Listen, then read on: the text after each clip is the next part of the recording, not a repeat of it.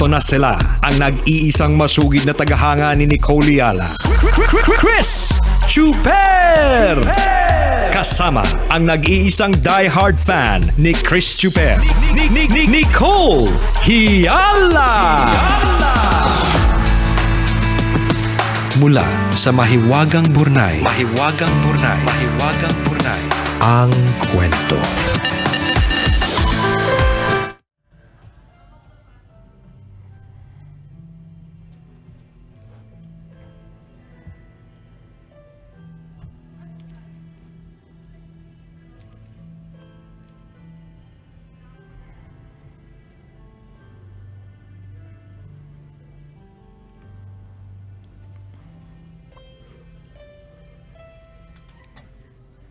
Dear Nicole and Chris, itago nyo na lang ako sa pangalang Tetay, nurse dito sa abroad.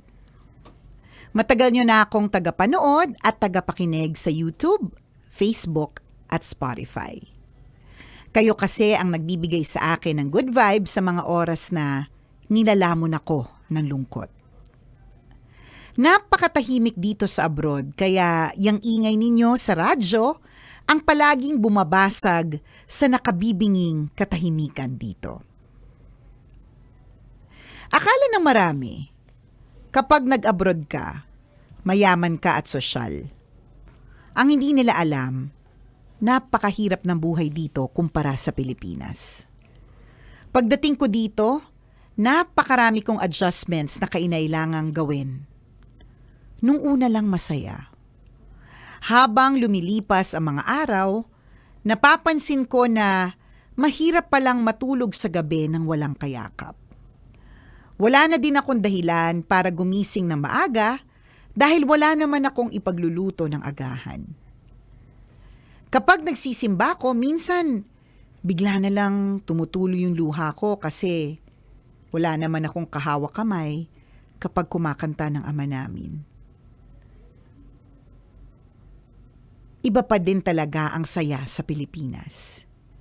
Kahit saksakan ng init at para kang nasa disyerto, kahit pa napakagulo at napaka-traffic, hindi kayang pantayan ng pera ang saya kapag kasama ang pamilya. Dito sa abroad, base sa experience ko, kung sino pa yung Pinoy, sila pa yung masungit. Akala ko dati kapag kapwa Pinoy, gagabayan ka. Hindi. Mabibilang lang sa kamay ang mababait na Pinoy sa pinagtatrabahuhan ko. Nung bago pa lang ako dito, umiiyak ako sa bus pa uwi. Kasi naman, grabing panlalait na naman ang sinapit ko sa mga katrabaho kong dayuhan. Ang mas masakit, pati sa mga kasama kong Pinoy. Alam ko naman na walang madaling trabaho. Pero kung magaan lang sana yung mga kasama ko, mas kakayanin ang stress at hirap ng trabaho. Sa totoo lang, kung nalalaman ko lang na ganito kahirap mga ibang bansa, hindi ko na sana tinuloy. Diyan na lang sana ako nag-nurse. Ang iniisip ko na lang, pangdagdag din ito ng credentials and experience ko dito kahit papaano.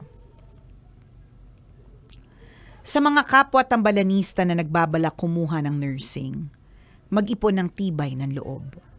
Hindi lang yung pagsusuot ng puti araw-araw mahirap, pati yung tungkulin na kaakibat nito. Kung may planong mag-abroad, pag-isipan din kasi hindi siya madali. Yung mga listeners ninyo na may kamag-anak na OFW, ito yung sign para tawagan sila at kumustahin nang walang hinihinging kahit ano. Salamat sa pagbasa ng sulat ko, Tambalan. Ang inyong tambalanista, Tetay.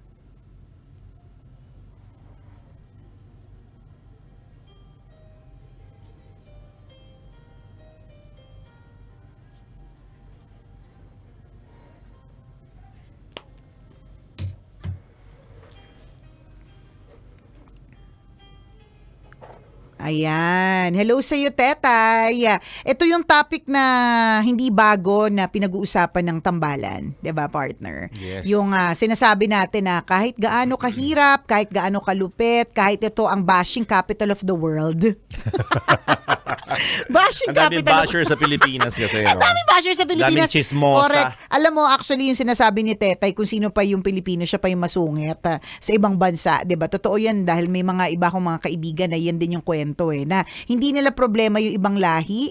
Maaring minsan problema nila because of discrimination. Pero ang mas nakakalungkot pag kapwa Pilipino, which is talagang talamak daw.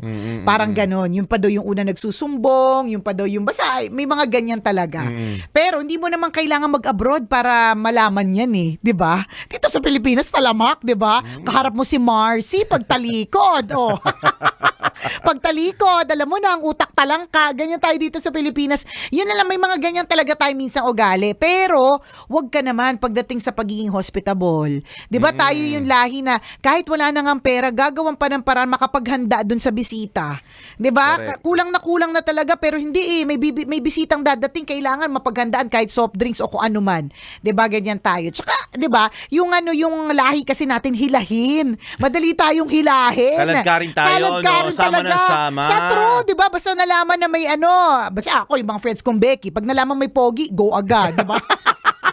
Pag nalaman nung may handaan, di ba sama ka ng sama? Go Uy, agad. birthday daw ni anak ni kumaring ganito, sama ka kahit hindi ka imbitado. Correct. Di ba? Diba? Sasama ka naman. At higit sa lahat, kapag ka nalaman libre, kapag may pabigay, may paayuda, nandyan. Di ba? Yan. Madali tayong hindi tayo mahirap na tawagin, hikayatin, di ba? Sa sobrang tindingan ng hindi tayo na madali lang tayo hikayatin, ang dami sa atin nasa scam, 'di ba? Kasi oo na lang na sama na lang ng sama. Hindi alam, scammer, 'di ba? So may mga ganyan tayong mga ugali kasi wala namang perpektong lahi at walang perpektong bansa. Pero ang sinasabi ni Tetay, iba pa rin ang feels ng Philippines. Oo naman. Sa gitna ng lahat. Kasi yung ibang lahi, may mga kanya-kanya din silang mga sapak sa ugali Yun naman din ang katotohanan, 'di ba? Totoo so, iba yun. pa rin, there's no place like home. Totoo naman yun. Agree ako doon. Maganda yung mga iniwan niyang salita sa bandang huli. Yes! This is a sign na sa lahat ng mga kamag-anak or Pilipino na nandito sa Pilipinas na may kamag-anak na nasa abroad. This is the time na tawagan natin sila, kumustahin natin sila ng walang hinihiling Correct. kapalit or Totoo kung ano yan. man. Totoo Minsan kasi yan. naaalala natin silang tawagan. Kumusta ka dyan, ate? Ate, by the way, malapit na yung pasukan. Ayan na. Wala ka bang ipapadala sapatos para sa pamangkin mo? Ayan na. Ayun na nga, actually, ito yung oras ng tawagan nila kasi enrollment na. Ito na yung May talagang mga needs na tayo, ganon. inaalala na ng matindi yung mga kamag-anak na OFW, di ba? Ate, baka naman pautang muna ako kasi kulang yung pang-enroll ni Junior Correct. Kaya tayo, sasabihin ng mangungutang tapos hindi nababayaran, di ba? May mga ganon. Kasi nga kamag-anak, kapatid ko naman yan, Totoo. pinsan ko naman yan. At yun naman din yun naman din ang eksena ng mga OFW. Kung tutuusin, mas malaki din naman talaga ang kita nila, 'di ba? Kaya lista na lang sa tubig, ganyan. Kaya sana kahit hindi enrollment, kahit mga alanganing araw, alanganing oras na maalala mo lang sila, kumustahin na okay lang ba siya diyan? Kasi baka yung oras na kinumusta mo siya, yun yung oras na napagalitan siya ng amo niya. Yun yung oras na lungkot siya at kailangan niya lang talaga ng bibigay sa kanya ng konting happiness for that OFW to still move forward. Ganon, hindi mo alam yung saan dadalhin yung kumusta mong yan na hindi may kasamang walang kasunod na pautang Mars, 'di ba? Ganon. Alam niyo yung very anong tawag dito? Realistic yung kwento, yung detalye ng kwento niya na nagdadasal ka, nagsisimba ka pero wala kang kahawak na kamay. Napipicture natin yung habang inilalahad niya yung mga eksena ng buhay niya habang siya nasa ibang bansa, na-imagine natin. At yun yung mga kwento na hindi alam ng mga nandito sa Pilipinas. Yung hindi mo kailangan gumising na maaga kasi wala ka namang paglulutuan. 'Di ba? Kumbaga parang walang masyadong purpose pagdating sa maraming aspeto ng buhay maliban sa pagtatrabaho. Tama. 'Di ba? Like pag dito ang dami nating purpose Babangon ako ng maaga kasi 'di ba, paghahain ko ang mga anak ko. Babangon ako ng maaga kasi magpe-prepare ako para sa eskwelahan nila. Doon babangon ka lang para magtrabaho. Totoo. And that's it. Dito ang daming dahilan, na sabi nga ni Partner, daming dahilan ng pagbangon. Babangon ako kasi social climber ako. Babangon ako kasi maglawalis ako ng bunsura namin o harapan ng bahay namin. Correct. Kunwari, pero Para? totoo, chichismis ako, di ba? Nalaman ng latest chika. Correct. Oo. Maraming rason. Maraming dahilan. Oo, dahilan ng pagbangon. Oo, doon papasok ka lang para magtrabaho. At kapag araw-araw ganun yung ginagawa mo, nakakapagod. At nakakalungkot. Diba? Yun ang hindi alam na maraming Pinoy dito. So, kumustahin po natin sila kahit wala tayong kailangan. Yes. Kausapin natin sila, ano ang lagay nila doon, okay pa ba sila, umiiyak ba sila doon. Diba, alam niyo po maraming kwento yung OFW na nakakalungkot. Lahat ng ipinadala nila sa atin dito, yung sapatos, yung lotion na pinadala sa'yo, yung sabon, bagong damit, pabango na pinadala sa'yo. May kwento yan. Yes, lahat sila wala nun.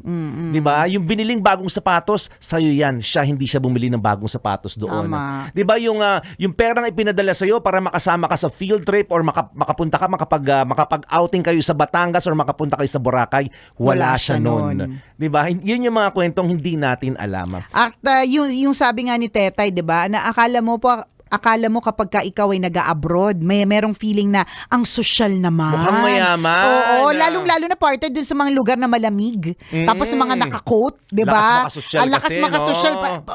Ano kasi yan bago sa paningin namin yan 'di ba? I mean, hindi bago sa paningin namin yung naka-bikini, naka-sando, kita yung mga kuyu-kuyukot kasi tropical country. Pero bago sa paningin namin yung naka-boots, yung naka-winter jacket, 'di ba? Yung may earmuffs gano'n na kapag pinost nila sa social media or nagpadala sila ng picture or video sa inyo, ang thinking mo kagad yayamanin, socially na talaga, ibang level na, 'di ba?